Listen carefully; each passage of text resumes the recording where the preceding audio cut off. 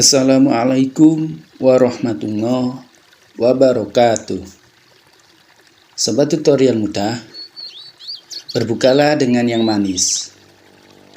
Ini adalah tagline minuman kemasan yang ngetren pada tahun 2000-an. Tapi sepertinya tagline ini benar-benar tertanam di dalam benak-benak sebagian kaum muslimin yang ada di Indonesia. Maka tak heran ketika bulan Ramadan dan hendak berbuka puasa, para orang tua biasanya menyarankan anaknya untuk minum minuman manis terlebih dahulu untuk berbuka puasa. Bahkan beberapa hari yang lalu, saya melihat video YouTube di mana itu adalah sebuah komedi situasi dan dialog salah satu tokohnya mengatakan, "Ingat saran Pak Ustadz, berbukalah dengan yang manis." Dan beberapa story WA yang saya lihat dari teman-teman saya juga selalu mengupload makanan-makanan manis atau minuman-minuman manis, kemudian diberi tagline, "Berbukalah dengan yang manis."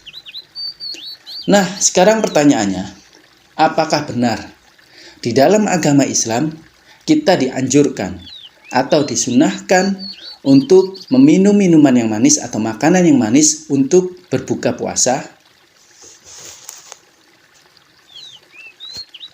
Faktanya, Rasulullah SAW tidak pernah secara eksplisit mengatakan kepada umatnya, "Berbukalah dengan yang manis."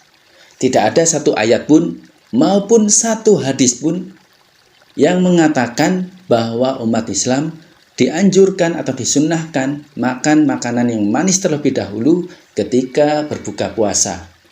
Mungkin ini hanyalah asumsi dari segelintir orang ketika mengetahui bahwa Rasulullah SAW berbuka dengan kurma, dan karena kurma itu rasanya manis, maka diasumsikan bahwa setiap makanan yang manis itu dianjurkan untuk berbuka puasa. Sekali lagi, faktanya Rasulullah tidak pernah mengatakan secara eksplisit, "Berbukalah dengan yang manis." Berbukalah dengan yang manis hanya asumsi segelintir orang yang mengetahui bahwa Rasulullah berbuka puasa dengan kurma. Karena ini hanya sebatas asumsi, maka harus kita cek apakah asumsi ini tepat atau bahkan salah.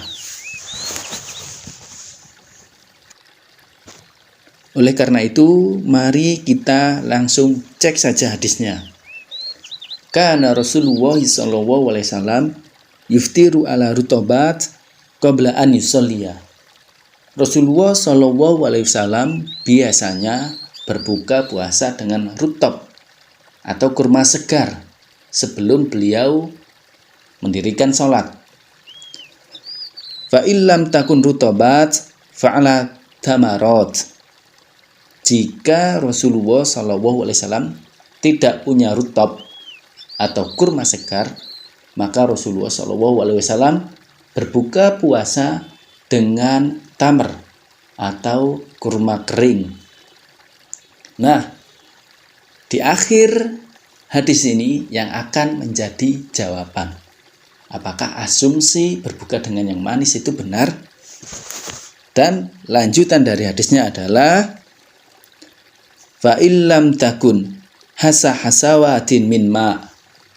Maka jika Rasulullah sudah tidak punya rutob, tidak punya tamar, pokoknya tidak punya kurma, maka Rasulullah SAW berbuka dengan beberapa teguk air putih. Nah, air putih rasanya tawar, tidak ada manis-manisnya. Kalau asumsi berbuka dengan yang manis benar, maka harusnya ketika Rasulullah tidak punya rutob yang rasanya agak manis maupun tamar yang rasanya manis, maka selanjutnya pasti beliau akan memilih makanan manis yang lainnya. Akan tetapi di sini tidak. Rasulullah malah memilih beberapa teguk air putih yang tidak ada manis-manisnya. Maka di sini membuktikan bahwa asumsi bahwa disunahkan berbuka puasa dengan yang manis-manis itu salah. Karena ternyata pilihan ketiga Rasulullah untuk berbuka puasa sama sekali tidak manis, yaitu air putih.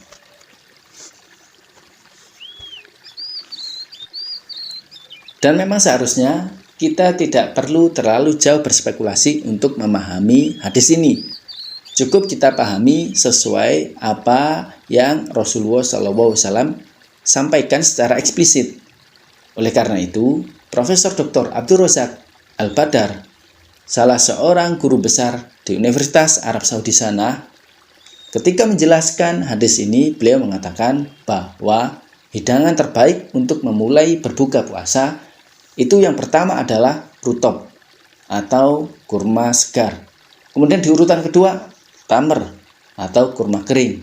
Kemudian di urutan ketiga ada beberapa teguk air putih sesuai dengan hadisnya. Dan secara medis, makan makanan manis yang berlebihan ketika berbuka puasa itu dapat menyebabkan gula darah naik secara mendadak atau yang biasa disebut hiperglikemia. Tentu saja, makan makanan manis di sini maksudnya adalah makanan manis buatan manusia, bukan rasa manis yang berasal dari buah kurma. Karena menurut ahli gizi, makan atau berbuka puasa dengan buah kurma itu memiliki keunggulan tersendiri. Kalau ada pertanyaan, apakah boleh kita ketika memulai berbuka puasa dengan makanan-makanan manis? Ya, tentu saja jawabannya boleh, asal tidak berlebihan. Tetapi kan masalahnya bukan di situ. Masalahnya ketika menganggap hal ini disunnahkan atau dianjurkan oleh agama, berarti kita harus memiliki dasar yang kuat sebelum mengatakannya. Tentu saja dasarnya itu adalah dari Al-Quran maupun Al-Hadis yang sahih. Dan sekian video kali ini, semoga bermanfaat bagi teman-teman dan tidak mudah percaya pada tagline-tagline minuman kemasan yang memang ingin mendapatkan untung dari penjualannya ketika bulan Ramadan. Wassalamualaikum warahmatullahi wabarakatuh.